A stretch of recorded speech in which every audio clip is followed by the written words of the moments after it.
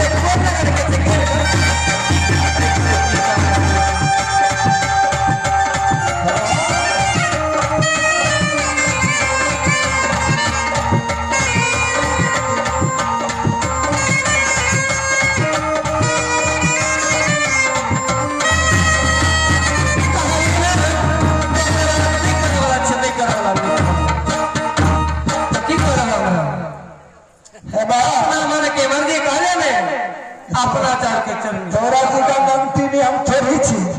हां हम तोरा की करू हैं तो तू अब की करबे हम की करबे हां तू झगड़ा करा तो मैंने झगड़ा कर लिया झगड़ा कर लिया हैं हां झगड़ा हां अपना नेहदा में झगड़ा करे छली सब हां सब झगड़ा करे हैं बाप पतार बुद्धि मेरा ने बुद्धि दल कर तोरा जे बुद्धि देने देता त जे काले से कर ले हमरा बुद्धि नहीं छै कि तोरा नहीं छै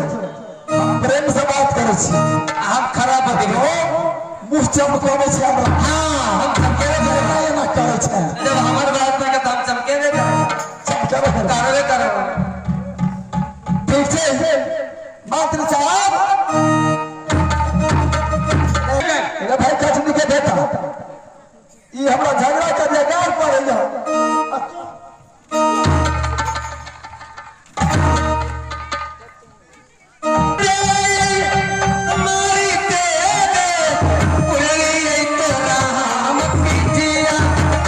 Thank you.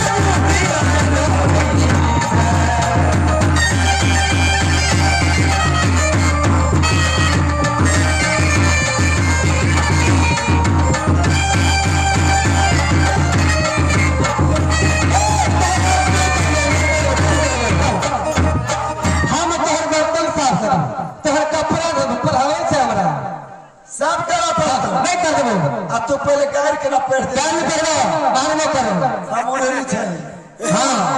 हाँ अरे हाँ सब सब पूछवा दे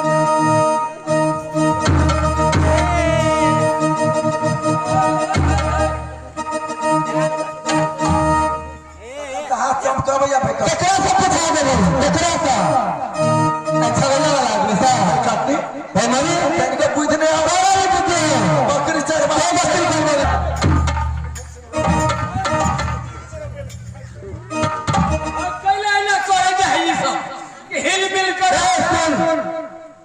ये मंत्री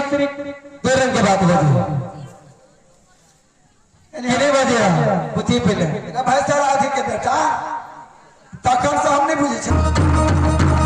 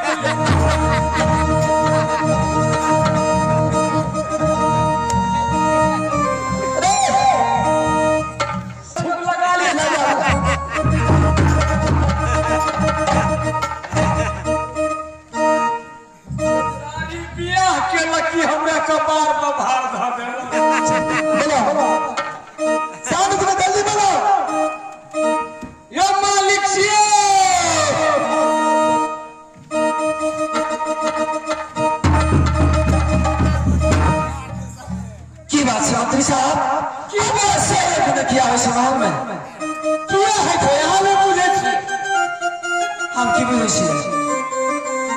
अहाँ तो सब चीज बुझे छियै की बुझे छियै अहाँ कोई पतिया भाई रे कोई नहीं पतिया भाई रे की भेला के भाई रे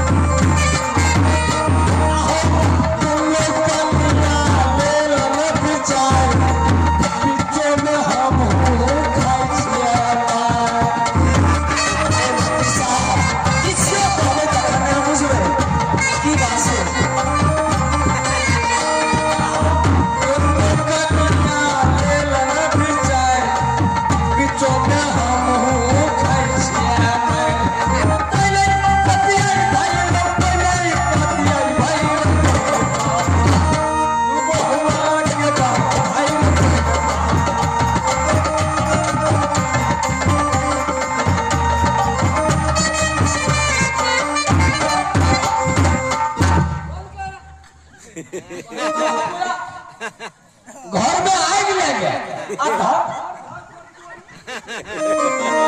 बात है मंत्री साहब जीवन मलिकाइन सबके ऐसे की बात है महल में शोर क्या हो